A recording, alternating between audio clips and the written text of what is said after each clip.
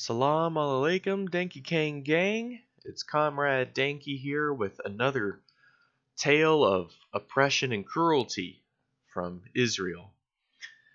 In our last episode, we talked about the Palestinians' right to return, how after the Palestinian exodus in the late 1940s and the first Intifada, you had a lot of Palestinian refugees who were booted off their land by the Israelis and forced to either go live in the West Bank or in Gaza or in some other place like Lebanon or Transjordan or Egypt.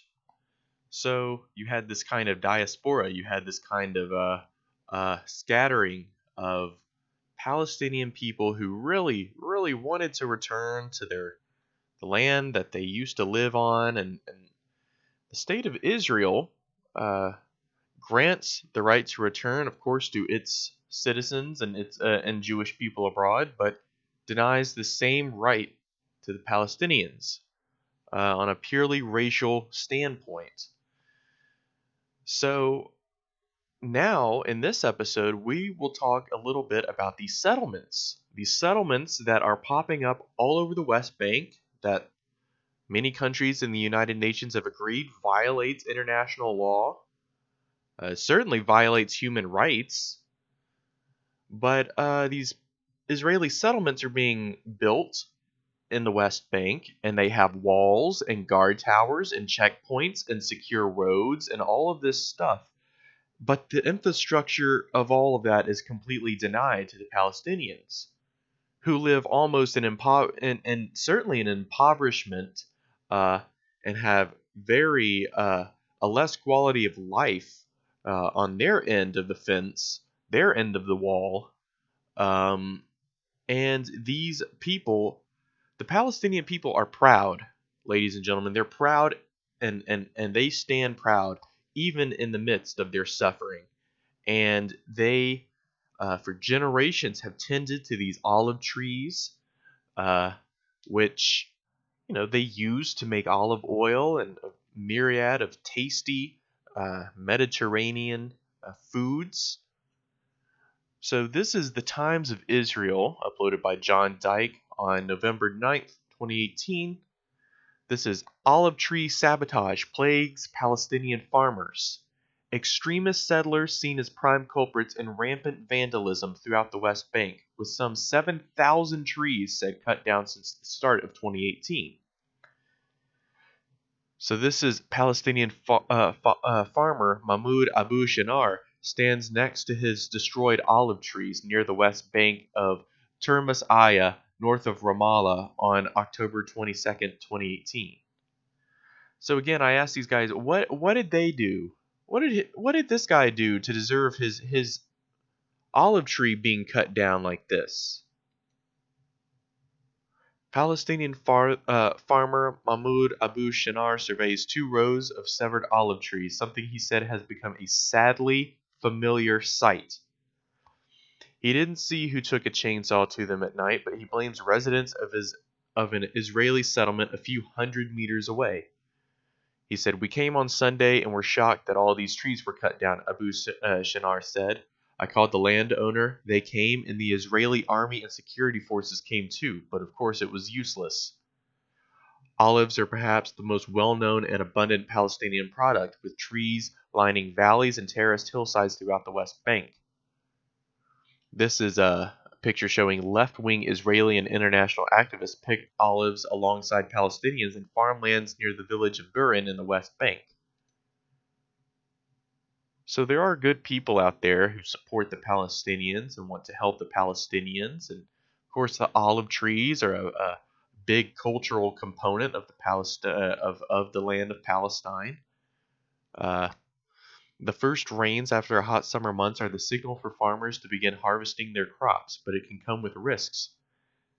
In many places, farmers say they face intimidation and violence from nearby extremist settlers and call in support from foreign and Israeli supporters, including Jewish rabbis, to protect them and their crops. Some of the incidents are seen as an attempt at revenge following Palestinian attacks on Israelis, even if the farmers targeted were not involved. Once again, these are innocent people. Their trees are being chopped down for no fucking reason. In other cases, say rights groups, there's little motivation other than just to destroy Palestinian property. This is intimidation. Remember, see, in the antebellum South, in the southern United States, we had a history of the Ku Klux Klan burning down black churches and destroying black property. The exact same fashion here. We've got some vigilante goobers going around destroying these people's trees, their prized olive trees, with no concern about, the kind of suffering and just pain that they will inflict. Uh, they say some rights groups have distributed video footage that says incidents in a bid to pressure Israeli authorities to act. This is left-wing Israeli and international activists pick olives. Okay, so this is them picking more olives. Israeli settlers charged that their crops had also been damaged by Palestinians, including an incident in May where around 1,000 grapevines were destroyed. But more than 7,000 Palestinian-owned trees have been vandalized so far this year. All right? Like, look at the discrepancy. You got 1,000 grapevines versus 17,000 fucking trees. As a whole of 2017, it was less than 6,000. The year before, only 1,600. They want the land.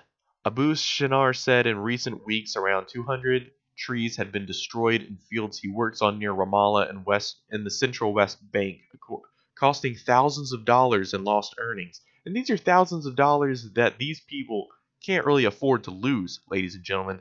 Palestine's quite a poor area. They want the land, he said, of the settlers he believes carried out the sabotage. Who else would come and commit a crime like this? So this is Mahmoud Abu Shinar, stands next to his olive trees near the west bank of Trumus Aya, north of Ramallah. Poor guy. I mean, that could be your kind old grandpa. That could be your kind grandpa who all he wants to do, he's a simple man with simple pleasures. He just wants to get his olive trees and make some nice olive oil, make some nice hummus, and just have a good meal with his family. And that's all he wanted to do, folks. And these settlers, these crazy assholes who are just illegally occupying the land, the West Bank, are just being total chodes, chopping down their trees, terrorizing them, intimidating them, and they don't get any justice, ladies and gentlemen.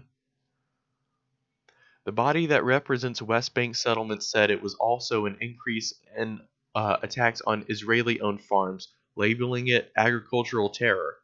But once again, they're occupiers here. They shouldn't be in the West Bank in the first fucking place.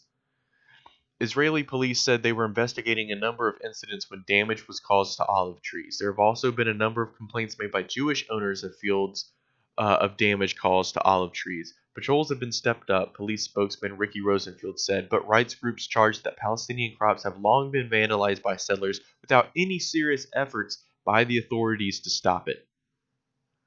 Those look like some really nice looking olives. A few dozen kilometers north of Abu Shinar's trees near the city of Nablus, a small group huddles under a tree picking through the leaves of olives. Just 10 meters, 33 feet away, stands an abandoned house daubed with Hebrew graffiti, while the Israeli settlement of Harbracha is over a hill. Israeli forces patrol the area, with one soldier telling the Palestinians they are there to help. Don't worry, we're here to help. Get the fuck out. How about that? That would help if you just left them the fuck alone. But the farmer said that 2 days earlier, settlers had run down and damaged trees. They claimed the army is often slow to react and sides with the settlers. Gee, I wonder why. I wonder what kind of bias the Israeli army might have with the Israeli settlers. Surely they're not impartial in their judgment. They called on international and Israeli supporters to attend the picking season to help protect against the attacks. Consider us traitors. British pensioner Carolyn, who declined to give her full name, said she had been coming each year for a decade to work with Palestinian communities to particularly difficult settlements.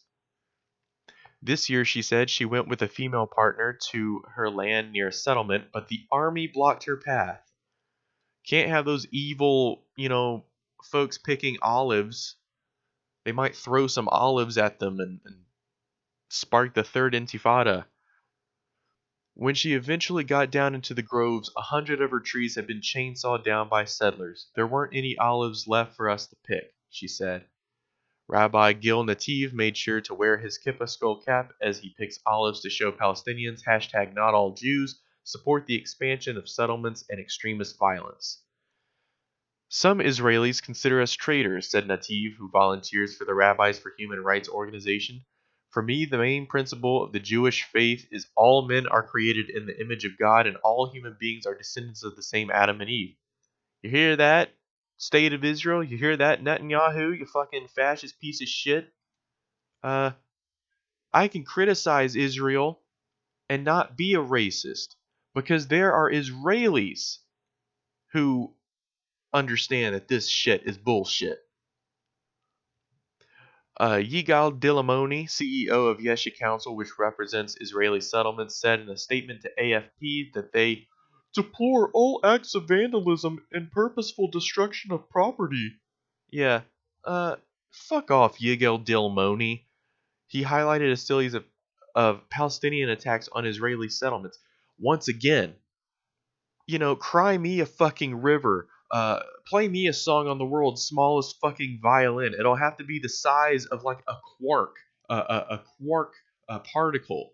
But this fucking idiot's like, but the both sides, guys, both sides. The Palestinians also attacked the Israeli settlements.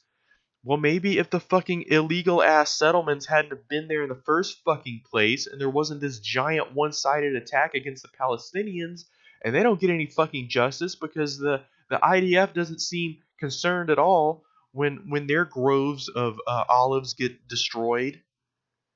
Totally one-sided justice system. Uh, but both sides. You're gonna come up here and do this shit posturing about how both sides are just as bad. Fuck off. So, we've learned about the plight these people face living in the settlements, but it doesn't end there, folks. Because now we're gonna hear about the settlements themselves. So in part 3, we will read a little bit about these Israeli settlements, what kind of people they honor here at these Israeli settlements, and just the optics of the whole thing. So stay tuned, check it out in the next part.